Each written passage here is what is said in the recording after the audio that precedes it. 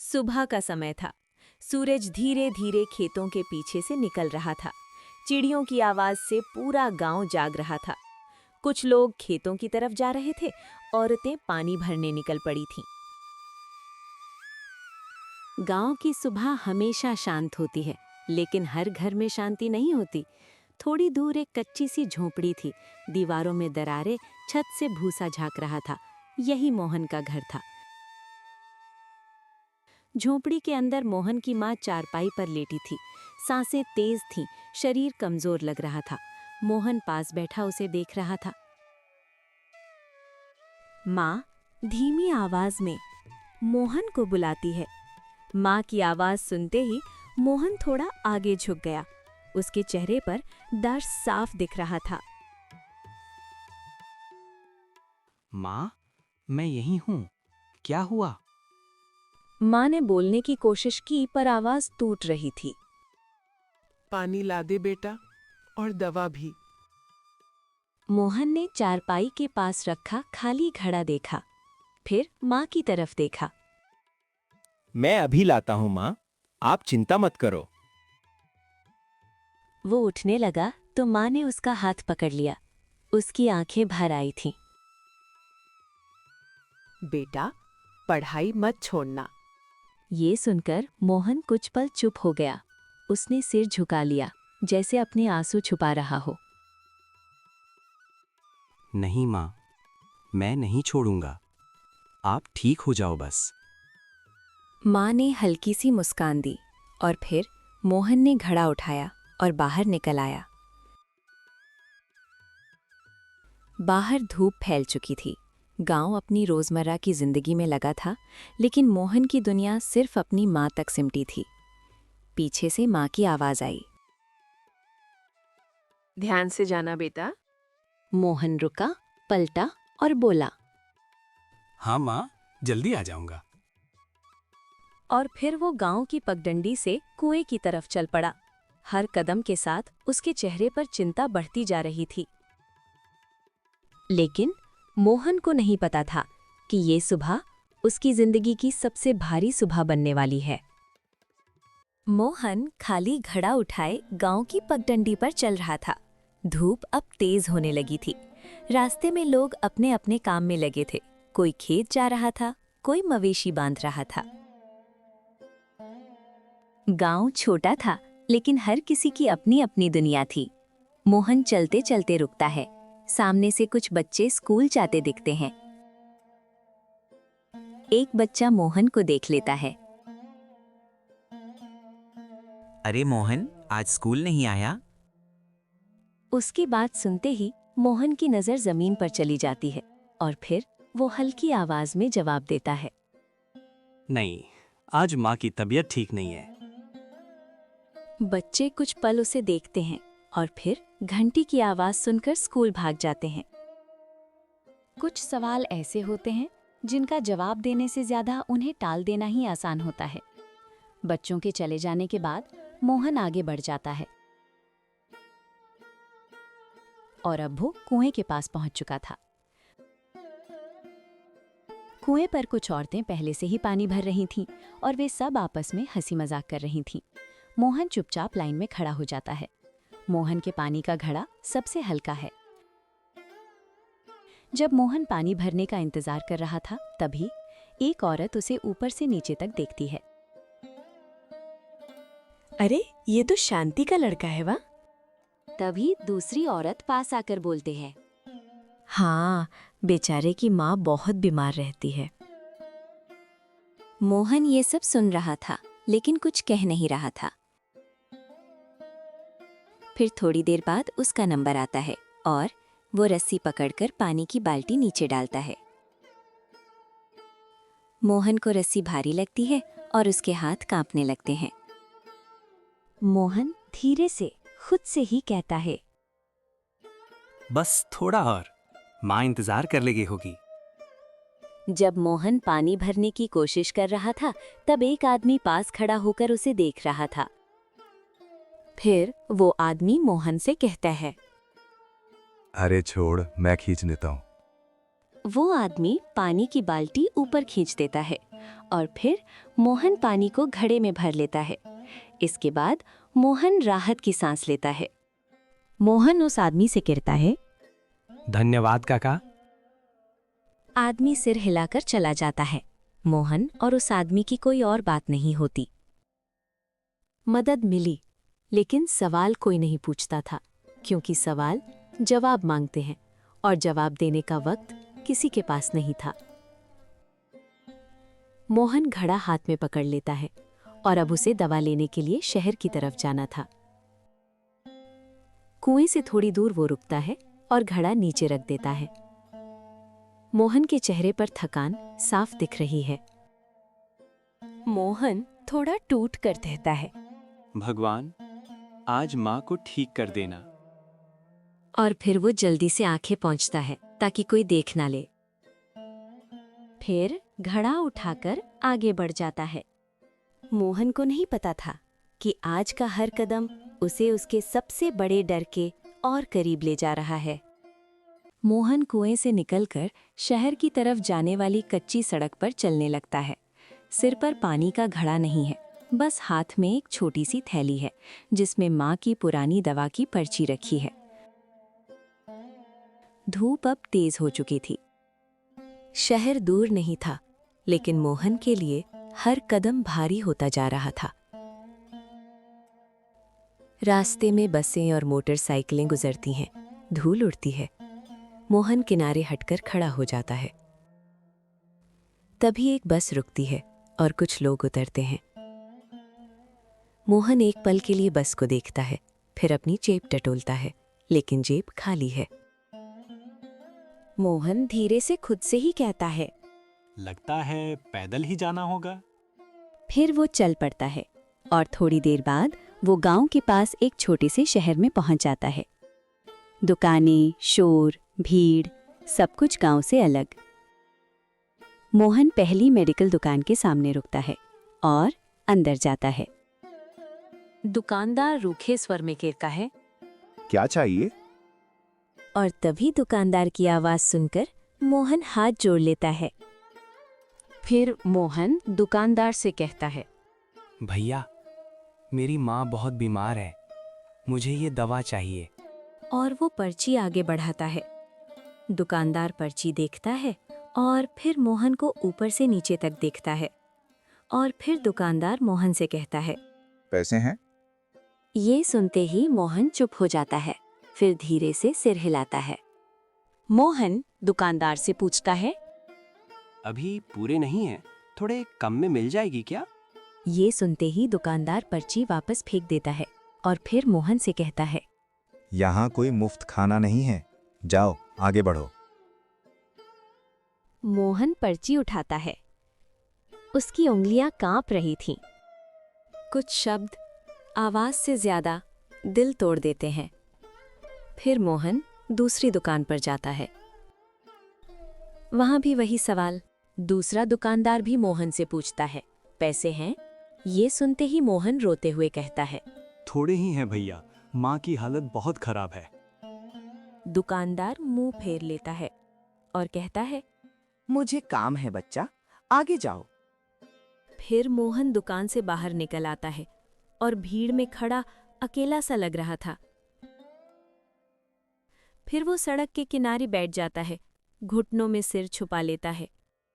मोहन टूटती हुई आवाज में खुद से ही कहता है, माँ, मैं दवा नहीं ला पाया। मोहन के आंसू चुपचाप गिरने लगते हैं और लोग पास से गुजरते हैं, पर कोई रुकता नहीं। शहर में भीड़ तो बहुत होती है, पर दर्द अक्सर अकेला रह जाता है। मोहन उठता है और अपनी आंखें पोंछता है और अपने आप को संभालता है। मोहन खुद से ही कहता है, रोने से कुछ नहीं होगा, माँ मेरा इंतजार कर रही है। और अब वो धीरे धीरे वापस गांव की ओर चल पड़ता है। मोहन को अब भी उम्मीद थी कि शायद घर पहुंचते पहुंचते सब ठीक हो जाएगा, लेकिन किस्मत अपना फैसला पहले ही कर चुकी थी। शाम होने लगी थी, सूरज ढलने को था, आसमान हल्का नारंगी हो चुका था। मोहन थके कदमों से गांव की तरफ लौट रहा था। हाथ खाली थे, जेब में वही मुड़ी हुई पर्ची। कभी कभी खाली हाथ लौटना सबसे भारी बोझ बन जाता है। गांव की गली में पहुंचते ही वो तेज चलने लगता है। उसके चेहरे पर घबराहट साफ दिख रही है। मोहन धीरे धीरे खुद से कहता है, माँ इंतजार कर रही होंगी, मुझे जल्दी पहुंचना होगा। वो झोपड़ी के पास पहुंचता है, पर मोहन देखता है दरवाजा आधा खुला हुआ है। वो देखता है अंदर एकदम से सन्नाटा है। मोहन एक पल के लिए रुक जाता है। मोहन माँ को आवाज देता है, पर कोई जवाब नहीं आता है। वो जल्दी से अंदर जाता है। माँ चारपाई पर उसी तरह लेटी थी, लेकिन इस बार उनकी सांसें और भारी हो गई थीं। मोहन घबराकर माँ के पास बैठ जाता है। माँ, मैं आ गया, देखो मैं। वो बोलते बोलते रुक जाता है, क्योंकि उसके हाथ खाली थे। तभी माँ आंखें खोलने की कोशिश करती है। माँ बहुत कमजोर आवाज में कहती है, दवा ले आई बेटा। मोहन की आंखों में आंसू भर आते हैं। वो झूठ बोलने की कोशिश करता है, लेकिन आवाज साथ नहीं देती। मोहन टूटी आवाज में कहता है, माँ, दुकानदार ने कहा कल आना। माँ सब समझ जाती है, पर वो हल्की मुस्कान लाने की कोशिश करती है। कोई बात नहीं, तू आ गया, वही काफिया। मोहन माँ का हाथ पकड़ लेता है। उसकी माँ की उंगलियां ठंडी लग रही थीं। माँ, मैं और कोशिश करता हूँ। मैं अभी जाता हूँ, मैं किसी से उधार मांग लूंगा। माँ धीरे से सिर हिलाती है। नहीं बेटा, अब कहीं मत जा, बस यहीं बैठ। मोहन माँ के पास बैठ जाता है। बाहर अंधेरा गहराने लगता है। झोपड़ी में एक छोटा सा दिया जल रहा है। जब उम्मीद धीरे धीरे बुझती है, तो इंसान आवाज नहीं करता, बस चुप हो जाता है। मोहन की माँ की सांसें और धीमी होने लगती हैं। मोहन की माँ टूटती हुई आवाज में कहती है, मोहन, पढ़ना, रुका मत। माँ, ऐसी बातें मत करो, आप ठीक हो जाओगी। माँ की पकड़ ढीली पड़ने लगतीगा। माँ, माँ, आंखें खोलो। झोपड़ी में सिर्फ उसकी आवाज गूंजती है। दिया टिमटिमाने लगता है। कुछ पल ऐसे होते हैं जो जिंदगी को दो हिस्सों में बांट देते हैं, पहले और बाद में। माँ की सांस एक लंबी आह के साथ थम जाती है। मोहन समझ नहीं पाता। वो माँ को हिलाता है। माँ, उठो ना माँ, मैं पढ़ाई नहीं छोड़ूंगा, मैं सब करूंगा, बस उठो। बाहर हवा तेज चलने लगती है। दिया बुझ जाता है। झोपड़ी में अंधेरा छा जाता है। उस रात मोहन बच्चा नहीं रहा, वो अकेला हो गया। सुबह हो चुकी थी, लेकिन मोहन की झोपड़ी में रात अभी भी बाकी थी। माँ चारपाई पर शांत लेटी थी। चेहरे पर अजीब सी सुकून भरी खामोशी थी। मोहन अब भी उनके पास बैठा था। आंखें सूज चुकी थीं, लेकिन आंसू जैसे सूख गए थे। कभी कभी रोना भी बंद हो जाता है, जब दर्द हद से ज्यादा बढ़ जाता है। थोड़ी देर बाद पड़ोस की एक औरत अंदर आती है। वो सब समझ जाती है। हे भगवान, शांति चली गई। उसकी आवाज सुनकर बाहर लोग जमा होने लगते हैं। कुछ ही देर में झोपड़ी के बाहर भीड़ हो जाती है। एक बुजुर्ग आदमी मोहन के पास आता है। बेटा, हिम्मत रख, जो होना था हो गया। मोहन उनकी तरफ देखता है, लेकिन कुछ बोल नहीं पाता। मैं दवा ले आता तो शायद। तभी बुजुर्ग उसका कंधा पकड़ लेते हैं। नहीं बेटा, सब ऊपर वाले के हाथ में होता है। ये सुनकर मोहन चुप हो जाता है, क्योंकि उसे ये जवाब सुकून नहीं देता। गांव वाले मिलकर अंतिम संस्कार की तैयारी करते हैं। मोहन दूर खड़ा सब देख रहा था। उसे समझ नहीं आ रहा था कि अब वो किसे माँ कहेगा। जिस हाथ ने माँ का आंचल पकड़ा था, आज वही हाथ उन्हें विदा कर रहा था।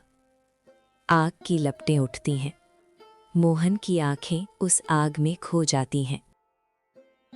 मोहन टूटती आवाज में कहता है, माँ, मैं पढ़ाई नहीं छोड़ूंगा। मैं आपको गर्व महसूस कराऊंगा। तभी हवा चलती है और आग और तेज हो जाती है। उस रात झोपड़ी में सिर्फ मोहन था। चारपाई खाली थी। दीवार पर माँ की पुरानी तस्वीर टंगी थी। मोहन जमीन पर बैठा था। उसके सामने माँ की दवा की पर्ची रखी हुई थी। वो उसे उठाता है और धीरे धीरे मोड़कर रख देता है। आज मोहन ने अपनी माँ को खोया था, लेकिन उसी दिन उसने एक वादा पा लिया था। मोहन उठता है, दीवार पर लगी माँ की तस्वीर के सामने खड़ा हो जाता है। अब मैं नहीं रोऊंगा, मैं पढ़ूंगा। मैं कुछ बनकर दिखाऊंगा। आपने जो सपना देखा था, उसे पूरा करूंगा। उसकी आंखों में आंसू थे, लेकिन इस बार उनमें डर नहीं था, सिर्फ जिद थी। उस छोटे से गांव में एक नया सफर शुरू हो चुका था। दर्द से जन्मा हुआ, लेकिन उम्मीद से भरा हुआ। माँ को गए कुछ दिन हो चुके थे। झोपड़ी अब और भी खाली लगती थी। सुबह होती, लेकिन अब कोई आवाज नहीं आती। मोहन, उठ जा बेटा। जब सहारा छिन जाता है, तो इंसान या तो टूट जाता है या खुद सहारा बन जाता है। सुबह सुबह मोहन खेत की तरफ निकलता है। कंधे पर फावड़ा है। खेत मालिक पास खड़ा देख रहा था। काम ठीक से करना, मजदूरी तभी मिलेगी। मोहन सिर हिला देता है। जी काका, मेहनत पूरी करूंगा। वो धूप में झुककर काम करने लगता है। हाथों में छाले पड़ जाते हैं। पसीना आंखों में चला जाता है। काम करते करते दोपहर हो गई थी। अब वो थक चुका था, लेकिन फिर भी वो रुकता नहीं। जिस उम्र में बच्चे खेलते हैं, उस उम्र में मोहन जिम्मेदारियां ढो रहा था। काम खत्म होते ही मोहन सीधे स्कूल की तरफ जाता है। कपड़े धूल से भरे हैं, बाल बिखरे हुए। कुछ बच्चे उसे देखकर हंसते हैं। अरे देखो, मजदूर आ गया। दूसरा बच्चा हंस पड़ता है। मोहन सुनता है, लेकिन जवाब नहीं देता। वो धीरे धीरे क्लास के दरवाजे तक पहुंचता है। मास्टर जी उसे देखते हैं। मोहन, इतने दिन कहाँ था? मोहन चुप खड़ा रहता है, फिर धीरे से बोलता है, माँ नहीं रही, मास्टर जी। क्लास में अचानक सन्नाटा छा जाता है। मास्टर जी का चेहरा बदल जाता है। मास्टर जी नरम स्वर में कहते हैं, अंदर आ जाओ बेटा, और हाँ, पढ़ाई मत छोड़ना। मोहन पहली बेंच के कोने में बैठ जाता है। कॉपी पुरानी है, पन्ने फटे हुए। दुनिया बदल चुकी थी, लेकिन मोहन का सपना नहीं बदला था। रात को मोहन मिट्टी के दिए के नीचे बैठा था। दिन भर की थकान चेहरे पर साफ दिख रही थी, लेकिन हाथ में किताब थी। वो पढ़ते पढ़ते रुक जाता है और माँ की तस्वीर की तरफ देखता है। माँ, आज फिर सबने हंसा, पर मैं नहीं रुकूंगा। इतना कहकर वो फिर किताब खोलता है। कुछ देर बाद उसकी आंखें झपकने लगती हैं, लेकिन वो खुद को जगाता है। संघर्ष अभी शुरू हुआ था और मोहन ने ठान लिया था, अब चाहे कुछ भी हो जाए, वो हार नहीं मानेगा। परीक्षा का समय आ चुका था। पूरा स्कूल तैयारी में लगा था। बच्चे नोट्स दोहरा रहे थे, कुछ डर रहे थे, कुछ हंस रहे थे। मोहन एक कोने में बैठा चुपचाप पढ़ रहा था। उसकी किताब पुरानी थी, लेकिन आंखों में वही जिद थी। जिसके पास खोने को कुछ नहीं होता, उसके पास जीतने की पूरी वजह होती है। परीक्षा का दिन। क्लास में सन्नाटा था। सब अपनी अपनी कॉपी में लिख रहे थे, लेकिन मोहन तेजी से लिख रहा था, जैसे हर सवाल के साथ वो अपना भविष्य लिख रहा हो। तभी पास बैठा लड़का उसे देखता है। लड़का धीरे से मोहन से कहता है, तू तो खेत में काम करता है ना, इतना पढ़ कब लेता है? मोहन बिना ऊपर देखे जवाब देता है, रात में जब सब सो जाते हैं। लड़का जवाब सुनकर चुप हो जाता है। कुछ दिन बाद स्कूल के बाहर बोर्ड पर रिजल्ट लगाया जाता है। बच्चे भीड़ लगाकर अपना नाम ढूंढ रहे थे। मोहन भी धीरे धीरे आगे बढ़ता है। उसका दिल जोर से धड़क रहा था। वो बोर्ड पर उंगली फिराता है, फिर अचानक रुक जाता है, क्योंकि वो देखता है उसका नाम सबसे ऊपर लिखा था। वो कुछ पल तक देखता रह जाता है, जैसे यकीन ही नहीं हो रहा हो। तभी पीछे से वही लड़का बोलता है, अरे तू तो पहले नंबर पर है। फिर बाकी बच्चे भी देखने लगते हैं। सच में? मजदूर वाला मोहन? मोहन पीछे मुड़कर देखता है। इस बार उसकी आंखों में डर नहीं था। मास्टर जी बाहर आते हैं और रिजल्ट देखते हैं। फिर वो मोहन को अपने पास बुलाते हैं। मुझे पता था तुम कुछ अलग हो। मोहन चुप खड़ा रहता है। फिर मोहन धीरे से कह पाए, मैंने बस माँ से वादा किया था। अब ये वादा पूरे गांव को दिखेगा। शाम को गांव में बात फैल जाती है। शांति का लड़का पहले नंबर पर आया है। सच में? इतनी मुसीबतों के बाद भी? लोगों की सोच धीरे धीरे बदलने लगती है। मोहन माँ की तस्वीर के सामने खड़ा था। हाथ में रिजल्ट की कॉपी थी।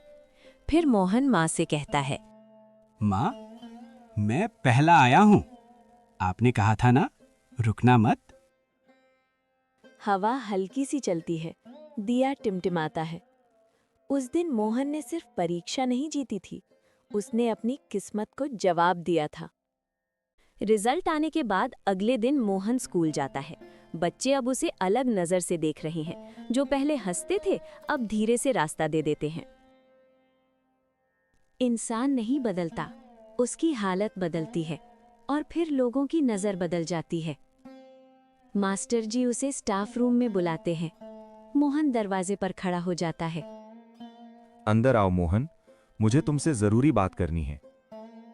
मोहन धीरे से अंदर आता है। हाथ में अब भी रिजल्ट की कॉपी थी। तुम पूरे ब्लॉक में पहले नंबर पर आए हो। सरकार की तरफ से छात्रवृत्ति मिल सकती है। मोहन समझ नहीं पाता और कहता है, छात्रवृत्ति मतलब?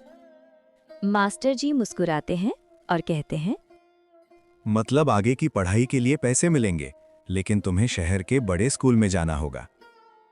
मोहन कुछ पल चुप हो जाता है। शहर, वही शहर जहां उसे अपमान मिला था। लेकिन मैं खेत का काम भी करता हूँ। अगर मैं चला गया तो?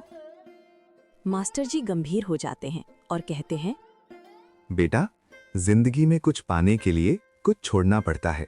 तुम्हारी माँ चाहती थी ना कि तुम पढ़ो। माँ का नाम सुनते ही मोहन की आंखें भर आती हैं। वो धीरे से सिर हिला देता है। गांव में इस बारे में चर्चा होती है। कुछ लोग सहमत थे, कुछ नहीं। लोग आपस में बात करते हैं। लड़का मेहनती है, जाने दो, गांव का नाम रोशन करेगा। शहर जाकर कौन लौटता है, वहीं बस जाएगा। मोहन चुपचाप ये सब सुन रहा होता है। जब कोई आगे बढ़ता है तो उसके साथ उम्मीद भी चलती है और शक भी। मोहन आसमान की तरफ देख रहा था। तारों भरा आकाश, हवा हल्की चल रही थी। वो माँ की तस्वीर बाहर लाकर सामने रखता है और कहता है, माँ, शहर जाना होगा। डर लग रहा है, लेकिन मैं रुकूंगा नहीं। कुछ पल खामोशी रहती है। फिर वो खुद से कहता है, मैं जाऊंगा और एक दिन वापस आकर इस गांव के बच्चों को पढ़ाऊंगा। उसकी आंखों में अब डर से ज्यादा सपना था। उस रात मोहन ने फैसला कर लिया, अब उसकी राह गांव की पगडंडी से निकलकर शहर की सड़कों तक जाएगी। कई साल बीत चुके थे। शहर की ऊंची इमारतों के बीच एक युवा खड़ा था, मोहन। अब वो छोटा बच्चा नहीं रहा था। चेहरे पर आत्मविश्वास था, लेकिन आंखों में वही पुरानी यादें। समय ने मोहन को बड़ा बना दिया था, लेकिन उसके दिल में अब भी एक ही वादा जिंदा था। मोहन एक छोटे से किराए के कमरे में बैठा था। दीवार पर माँ की पुरानी तस्वीर लगी थी। हाथ में उसकी डिग्री थी। वो तस्वीर को देखता है और कहता है, माँ, मैंने पढ़ाई पूरी कर ली। अब आपकी बारी है आपका सपना पूरा करने की। वो बैग उठाता है, कमरे को आखिरी बार चारों तरफ देखता है और बाहर निकल जाता है। बस धूल भरी सड़क से गुजर रही थी। मोहन खिड़की से बाहर देख रहा था। खेत दिखते हैं, वहीं हरियाली, वहीं मिट्टी। कुछ रास्ते ऐसे होते हैं जो चाहे कितनी भी दूर ले जाएं, आखिर वापस वहीं लाते हैं जहां से सफर शुरू हुआ था। मोहन बस से उतरता है। गांव रामपुर वैसा ही था, लेकिन आज उसके कदम भारी नहीं थे।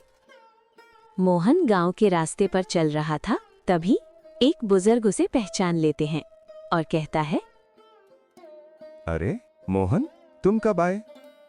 मोहन मुस्कुराता है और कहता है, हाँ काका, मैं लौट आया।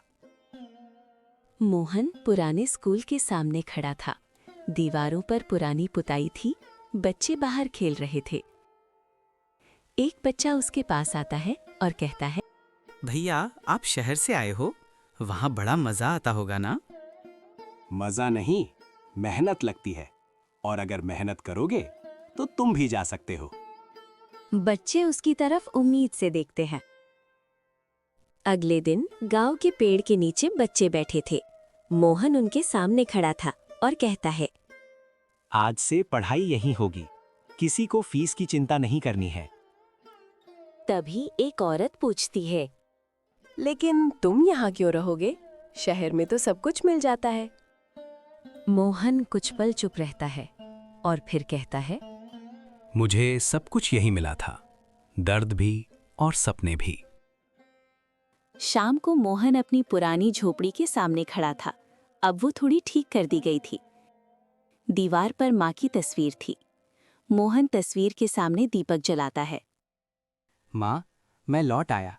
अब इस गांव का कोई बच्चा दवा के लिए रोएगा नहीं, और कोई पढ़ाई पैसों की वजह से नहीं छोड़ेगा। जिस बच्चे ने एक दिन अकेले अपनी माँ को खो दिया था, आज वही बच्चा पूरे गांव का सहारा बन गया था। संघर्ष ने उसे रोका नहीं, संघर्ष ने उसके लिए रास्ता बना दिया।